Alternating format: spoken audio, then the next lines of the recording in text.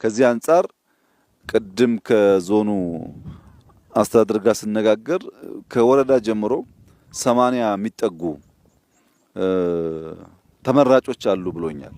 በወረዳ በዞን በክልል ምክር ቤት በፌዴራል ምክር ቤት የሚወዳደሩ 80 ገደማ በስልጤ ዞን ብቻ አሉ ብሎኛል። እኔ ለስልጤ ወንድምና እህቶቼ ማሳሰብ የምፈልገው ነገር እነዚህ 80 ሰዎች ቢያንስ 10 ቤት ካልገነቡ በሚቀጥለው ምርጫ አትምረጧቸው ነው። ያልሰራ ሰው መመረጥ የለበትም። ዝም ብሎ እያወራ ምርጫ የሚባል ነገር የለም። ጊዜ ያላችሁ አሁን 3 ወር ነው እኛ የሰራ ነው። እናንተ 6 ወር 7 ወር አላችሁ 8 ወር አላችሁ። ከዚያ በላይ ማድረግ ትችላላችሁ። ያ ሲሆን ደረታችንን ነፍተን ሰራንል ብለን ነው እኛ ወደ ምርጫ የምንቀርበው እንጂ ገና ተስፋ እየሰጠን ከመረጥከኝ በኋላ እናደርግልሃለን እያልን ከሆነ መቼም ልንለወጥ አንችልም። እና እያንዳንዱ ሰው በዚህ አግባብ ሚናውን የሚወጣ ከሆነ ምን አይነት ከባቢ ልንፈጥር እንደምንችል አስቡት።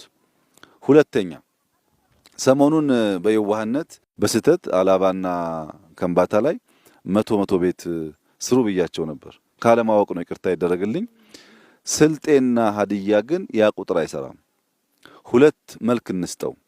አንደኛው በስልጤ አካባቢ የተወለዱ አመራሮች በየትኛውም ደረጃ ያሉ አመራሮች ቅድም ባልኩት መሰረት ለምሳሌ 80ዎቹ 10 ከሰሩ 800 ሆነ ማለት ነው።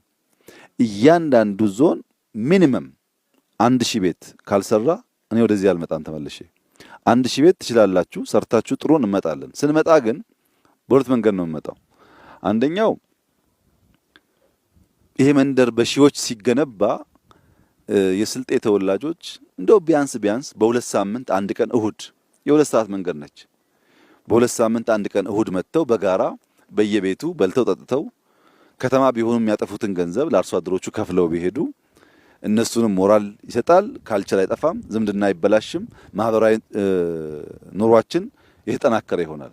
ሌሎች ደግሞ የስልጤ ተወላጅ አሁን ደግሞ በወር አንዴ በ3 ወር አንዴ አንድ ቀን እሁድ ከሬድዋን ጋር ከሙፈሪያት ጋር ከኡስማን ጋር ጠዋት ነርተው መጥተው ክትፎ አለ አይብ አለ በጣም ብዙ ነገር አለ እዚህ በልተው ጠጥተው ሀገር አይተው ቢሄዱ መዝናኛም ነው፣ ሀገራዊ ትስስርም የሚፈጠር ነገር ነው።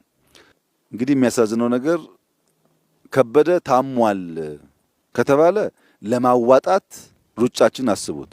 እንዳይታመም ኑሮውን ጤነኛ ለማድረግ ግን መስራት እንችላለን። ሽንት ቤት ካለው ከከብት ጋር የማይኖር ከሆነ ንጹህ ውሃ ካለው መብራት ካለው ሰውየው እንዳይታመም ማድረግ ስንችል ታሟል ብለን ብር እናዋጣለን።